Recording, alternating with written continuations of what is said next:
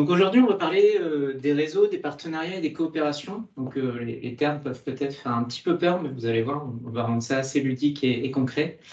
Euh, et d'ailleurs, en parlant de ludique, comme les petits déj, c'est un format assez convivial, je me permets de commencer par des petits dessins, voilà, pour introduire un peu ce sujet.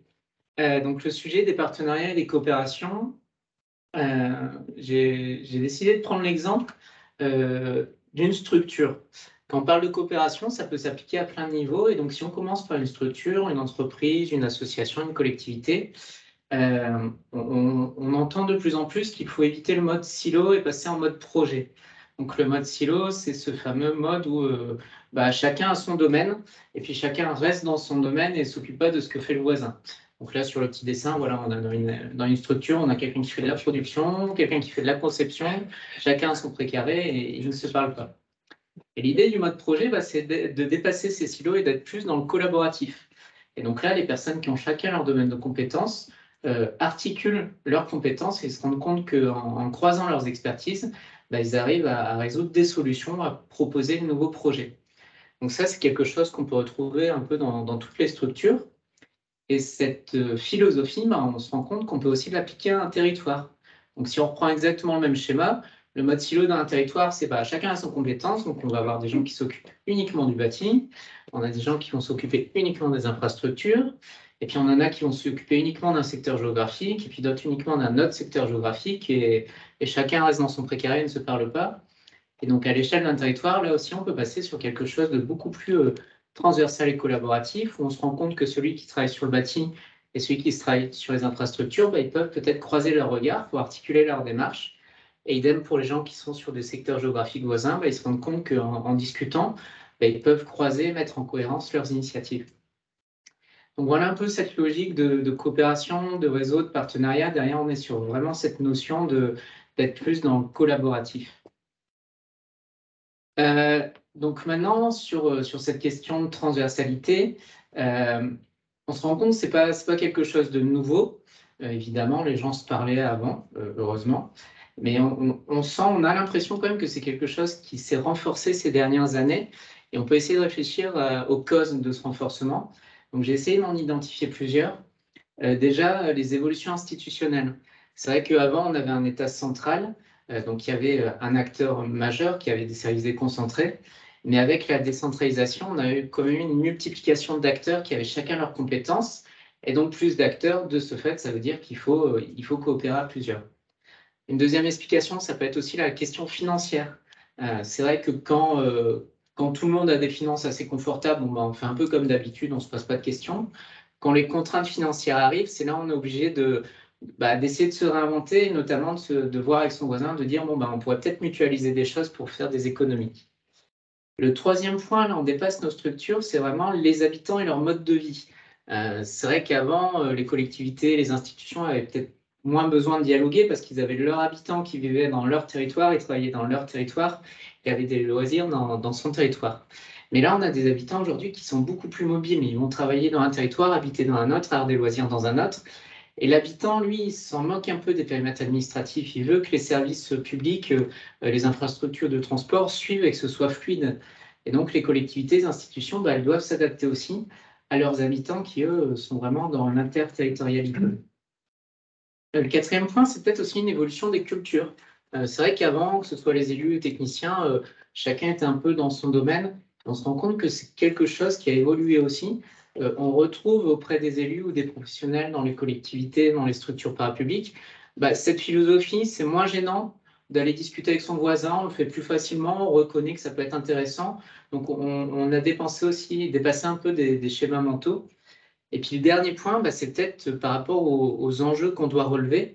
Alors pareil, on va pas caricaturer. Avant, on a des prédécesseurs qui ont dû relever des enjeux très compliqués, ne serait-ce que se relever de l'après-guerre. Enfin, voilà, c'était pas quelque chose de simple. Mais là, on a quand même sur une période où on a certains enjeux, et ne serait-ce que l'exemple du changement climatique. C'est quelque chose de compliqué, donc de transversal. Pour relever le changement climatique, ce n'est pas uniquement les transports, ce n'est pas uniquement le bâti. En fait, il faut vraiment croiser tous les domaines. Donc, pour relever ces enjeux, on n'a pas le choix. Il faut coopérer avec d'autres personnes, avec toutes les personnes qui traitent ces sujets-là. Et donc, c'est là où on en arrive un peu à l'exemple de l'agence d'urbanisme. En fait, ce qui est intéressant, on va le voir, c'est que l'agence, c'est à la fois un exemple de coopération par rapport à ce qu'elle est, mais c'est aussi un outil au service de ces coopérations. Donc, c'est ce qu'on va voir, et c'est un peu la transition avec la petite illustration. Nos deux petits bonhommes de tout à l'heure, en fait, ils se rendent compte que oui, il faut coopérer. Donc, pour coopérer, ce serait bien d'avoir un cadre pour pouvoir coopérer régulièrement. Et puis, ce serait peut-être aussi pas mal d'avoir des experts qui pourraient croiser les centres d'intérêt. Et puis, à la fin, ce serait peut-être aussi intéressant de mutualiser les moyens. Et donc, on en arrive à un outil tel que l'agence d'urbanisme. Donc, le partenariat, c'est vraiment ce que je disais juste avant. L'agence, en fait, c'est un exemple de ce partenariat dans le territoire, puisque dès sa création, en fait, l'agence a dans son ADN cette coopération, puisque l'agence a été voulue à la fois par l'État, par des acteurs politiques et économiques du territoire. Donc, c'est un collectif qui a voulu la création de l'agence dès le début. Donc, l'agence incarne vraiment, dès son origine, la volonté de travailler ensemble. Et pour résumer, donc pour faire vraiment très simple, il y a un peu un double rôle pour l'agence d'urbanisme. C'est en fait à la fois une équipe technique, donc qui est pluridisciplinaire et mutualisée, mais c'est aussi un espace de dialogue entre acteurs du territoire. Et il y a vraiment ces deux rôles. Et ce qui est intéressant, c'est que ces deux rôles ne sont pas isolés, ils se complètent. Des fois, on a dans certaines structures, on a des institutions qui vont avoir uniquement le rôle d'espace de dialogue, ce qui est déjà très bien. Mais quand les partenaires décident quelque chose, après, ils ne savent pas trop à qui passer le bébé pour concrétiser la chose. C'est vrai qu'à l'agence, on a des partenaires qui peuvent décider quelque chose collectivement, et on aura l'équipe technique qui peut réaliser ce projet, pas seul, souvent avec d'autres institutions, mais voilà, on a un staff technique qui peut concrétiser une volonté collective. Et donc, cette approche transversale, l'approche projet dont je parlais dès le début, on la retrouve dans les méthodes de travail de l'agence. Et donc, vous avez déjà entendu parler dans les précédents petits-déj du projet urbain. Donc, le projet urbain, c'est ça, en fait, c'est une approche transversale. On a un quartier, on s'intéresse à toutes les thématiques, on les articule.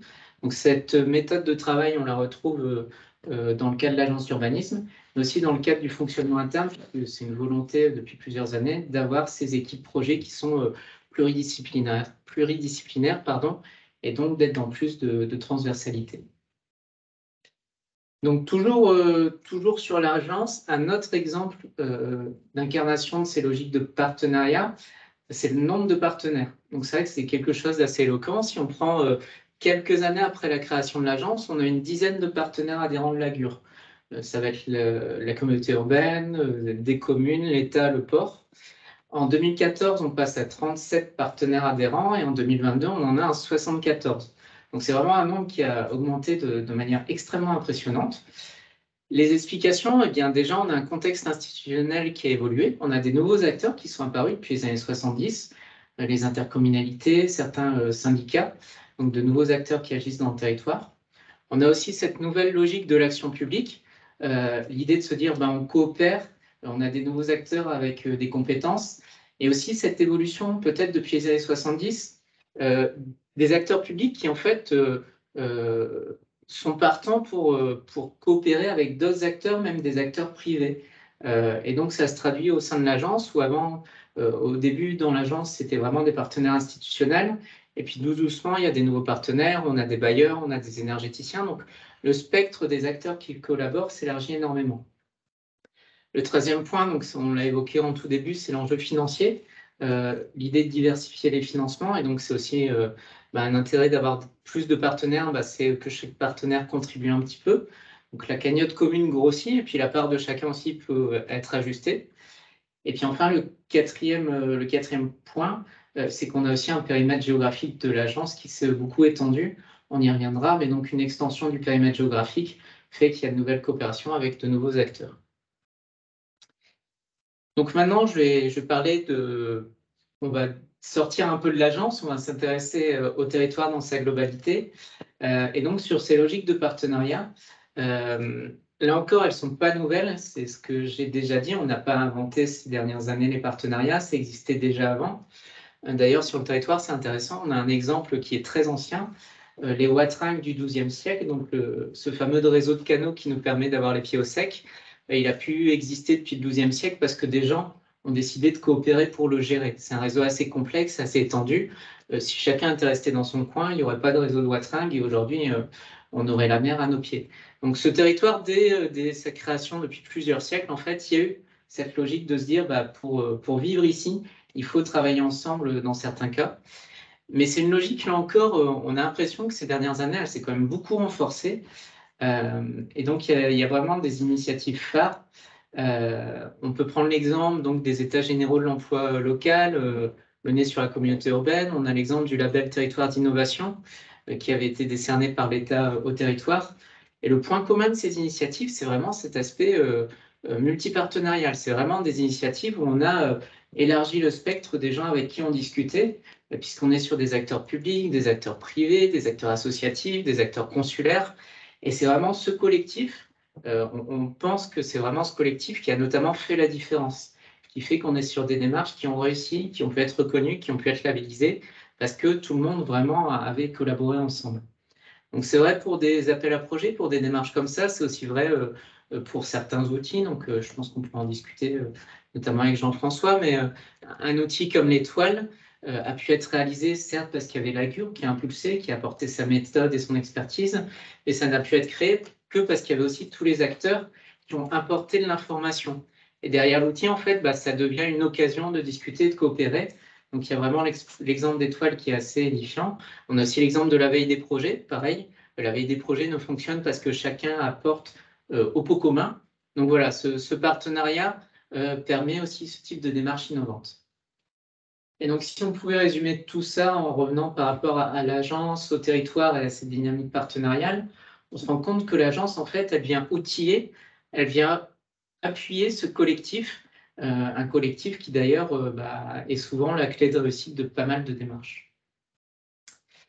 Et donc, pour résumer, avant de passer à l'étape d'après, à nouveau un petit dessin. Vous connaissez sûrement l'expression seul on va plus vite, ensemble on va plus loin. Alors, c'est vrai, mais ensemble on peut quand même aller vite si on est bien organisé, si on a une bonne méthode, si on a des habitudes de travail. Voilà, l'ensemble ne veut pas dire qu'on sera forcément moins efficace, mais pour ça, il faut une bonne organisation, une bonne entente. Et dernier petit clin d'œil sur cette notion de collectif gagnant, c'est notamment une notion qu'à l'agence, on avait mis en avant dans le bilan d'activité 2019 qui nous semblait vraiment une spécificité de notre territoire. Donc après les partenariats entre acteurs, on va passer à la notion de coopération entre territoires. Donc on élargit un peu, on sort de notre territoire, on voit comment on fonctionne avec les territoires voisins. Et on se rend compte que là encore, c'est une logique qui s'est développée depuis plusieurs décennies notamment. Il y a une habitude d'aller voir ce qui se passe chez les territoires qui sont voisins les uns des autres, mais aussi, au-delà d'aller voir, c'est vraiment de coopérer ensemble. Et il y a pas mal de démarches qui traduisent ça. Les démarches de planification à grande échelle. C'est vrai que dans les années 70, on a commencé par le SDO, après on aura le schéma directeur qui deviendra après un SCOT. Donc ça, c'est vraiment les démarches de planification. On a aussi les démarches de contractualisation, donc les CRTE, les contrats de relance de transition écologique, qui sont des démarches qui ne se font jamais à une seule intercommunalité, mais à plusieurs. On a aussi l'exemple de structuration du pôle métropolitain de la Côte d'Opale. Donc là aussi, l'agence était présente dès les premières initiatives. Donc c'est vraiment des exemples.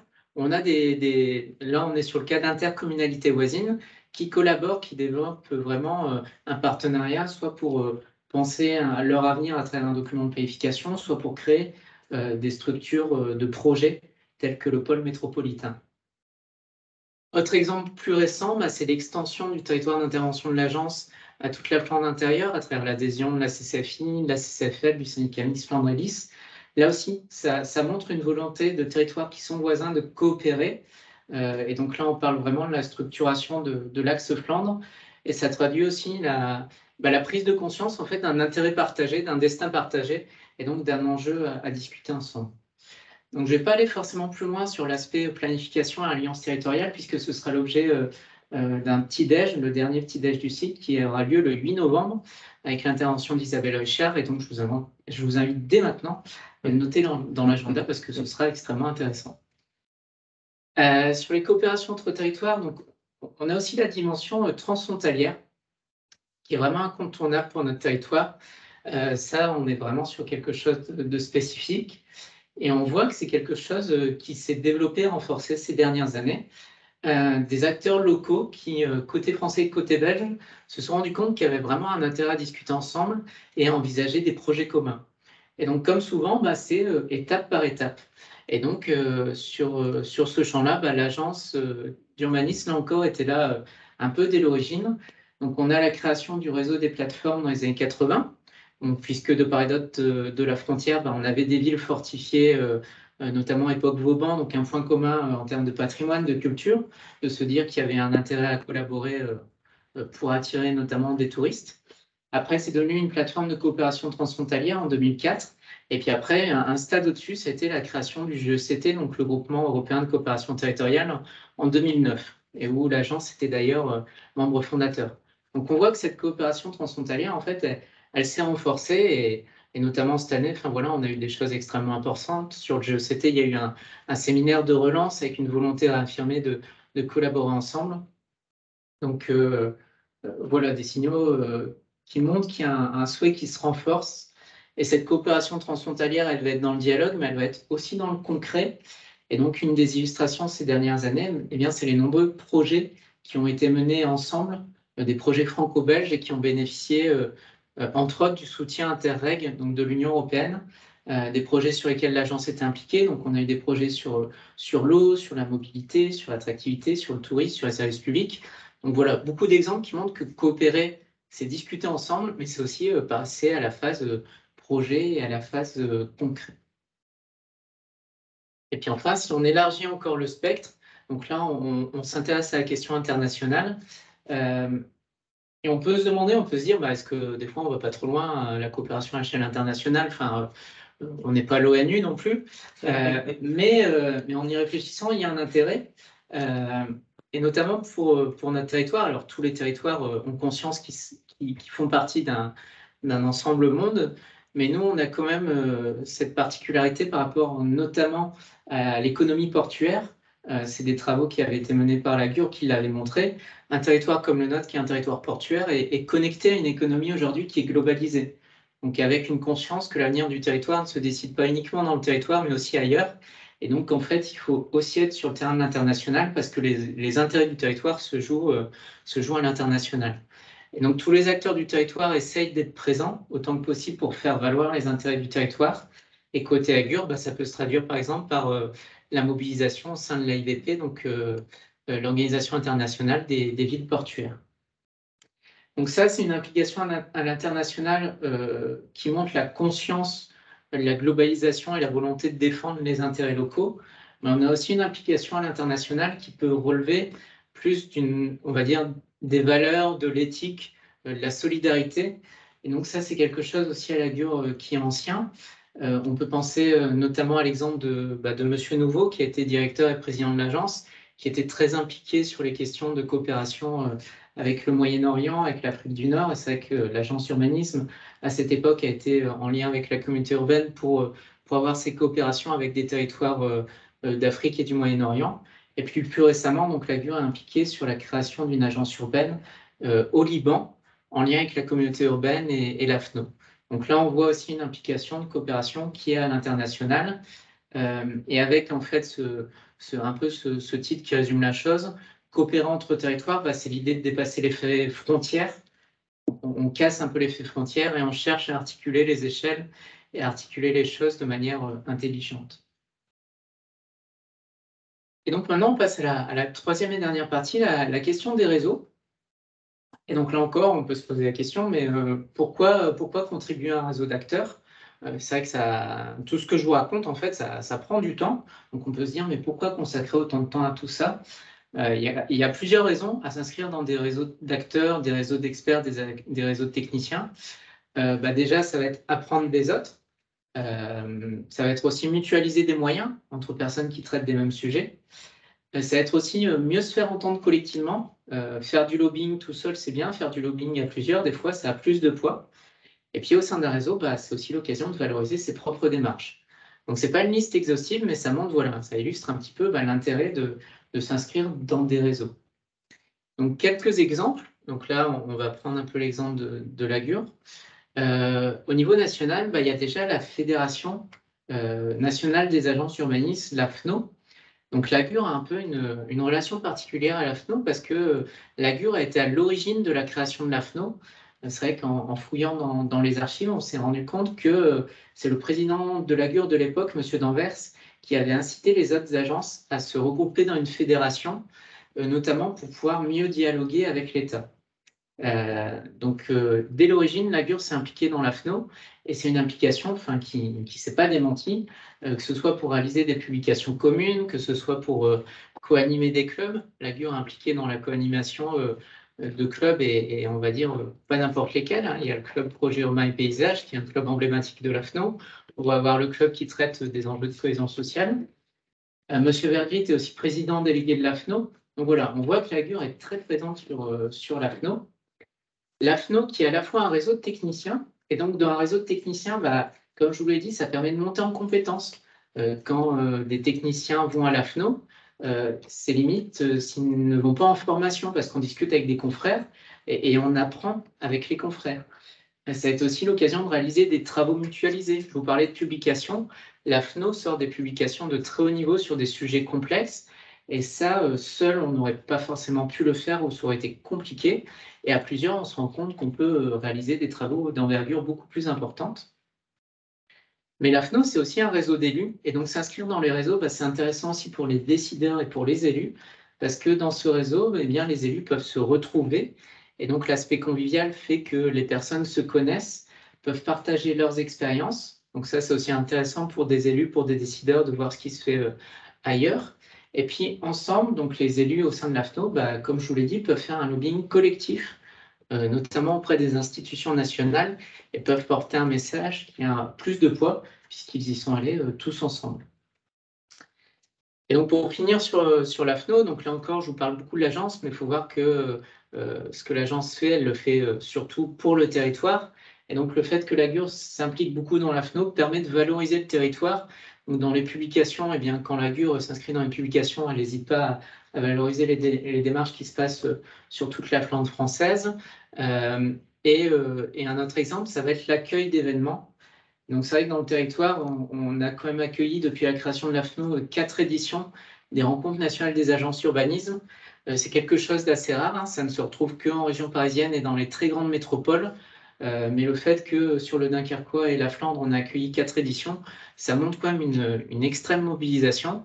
Et à chaque fois qu'on accueille, c'est des délégations de plusieurs centaines de personnes qui viennent de toute la France, qui viennent sur le territoire. Et nous, à chaque fois, on arrive à caser dans le programme des visites, et notamment la dernière édition des rencontres, il y a eu des ateliers sur le territoire portuaire de l'agglomération, dans les Hauts-de-Flandre, en Flandre intérieure. Et donc, c'est des gens venus de toute la France qui peuvent découvrir le territoire, et donc on valorise vraiment les initiatives du territoire quand on s'implique au sein de l'AFNO. Donc, un réseau également, un autre exemple de réseau, ça va être au niveau régional. Donc, les agences urbanisme coopèrent au sein du réseau Urba 8, les 8 agences des Hauts-de-France. Et là encore, l'Agur, comme souvent, en fait, elle aime bien être là dès le démarrage. En fait, on peut estimer que le point de naissance était dans les années 2000, quand les agences du littoral ont commencé à travailler ensemble. Donc l'Agur, l'agence de Saint-Omer, l'agence de Boulogne. Et puis, c'est une logique de coopération qui s'est étendue aux agences du Nord-Pas-de-Calais. Et puis enfin, en 2015, quand il y a eu la création des nouvelles grandes régions, et notamment pour nous la création des Hauts-de-France, eh bien, les 8 agences se sont dit, il faut qu'on coopère à cette échelle, parce que cette échelle de grande région, ça va être l'échelle de référence pour la collectivité régionale, pour les services de l'État et pour plein d'autres structures. Donc, qui est ainsi né le réseau Urba 8 des agences urbanisme. Aujourd'hui, c'est un réseau extrêmement dynamique, qui est souvent cité en exemple au niveau national. Et être membre de ce réseau régional, ça permet plusieurs choses. Comme au niveau de l'AFNO, on coopère ensemble, on apprend ensemble, on mutualise des moyens, on peut monter en compétences quand on va voir les confrères. Avoir ce réseau, ça permet aussi de coopérer avec toutes les institutions régionales. Urba 8 peut ainsi dialoguer avec le conseil régional, avec la préfecture de région. Et puis, on réalise des travaux communs. Donc, on a beaucoup d'exemples. L'un des plus récents, c'est le travail qu'on a fait sur le foncier économique de l'Axe Nord. Et donc, ça avait une vraie pertinence à traiter ce sujet-là à l'échelle régionale. On a pu le faire parce que les 8 agences urbanisme ont travaillé ensemble avec des méthodes communes, des données communes, et ont permis d'aboutir à des résultats qui ont été salués par l'ensemble de nos partenaires. Et puis enfin, on en arrive à un exemple beaucoup plus local, mais c'est un exemple aussi de réseau, c'est la Halle au Sucre, où on se trouve. C'est vrai qu'en 2014, l'agence d'urbanisme a rejoint la Halle au Sucre, et en rejoignant la Halle au Sucre, elle n'a pas seulement rejoint un bâtiment, elle a rejoint un collectif, elle a rejoint un écosystème, donc des acteurs comme les services de la communauté urbaine, le centre de la mémoire d'agglomération, l'INSET, France Ville Durable.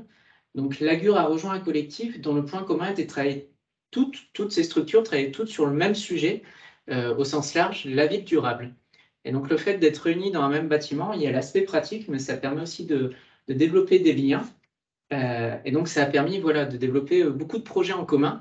Donc à la Halle au Sucre, maintenant, il y a des expositions communes auxquelles contribuent eh bien, l'AGUR, la CUL, le CMUA, France Ville Durable, l'INSET. On va aussi avoir des événements communs et puis des événements d'envergure. C'est vrai que récemment, il y a eu la 2e édition de Ville Durable en Action, donc un événement national. On va avoir aussi, par exemple, un comité scientifique commun. Donc là encore, un bon exemple de mise en commun au sein de ce réseau. Et puis, ça permet de créer un centre de ressources à la fois pour les décideurs locaux. C'est vrai qu'aujourd'hui, les élus du territoire, ils peuvent venir à la Halle au Sucre et bénéficient d'un niveau d'expertise, d'un équipement qui est quand même assez impressionnant. C'est ouvert aussi aux habitants. Donc vraiment, cette notion de centre de ressources.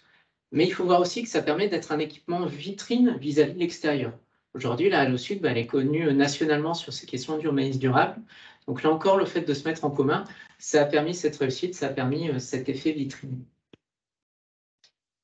Donc je vais conclure sur tous ces sujets. Donc s'il fallait résumer les quelques notions à retenir, ces approches collaboratives et transversales, elles ne sont pas nouvelles. On ne va pas avoir la prétention de dire qu'on les a inventées ces dernières années, mais on voit quand même qu'elles se sont beaucoup développées ces dernières années. Elles sont aussi beaucoup développées dans de nombreuses structures. Aujourd'hui, il y a peu de structures, je pense, qui disent je reste en mode silo. Je pense que dans toutes les structures, on a pris conscience que le collaboratif, le transversal, ça a un intérêt, que ça ouvre de nouvelles opportunités.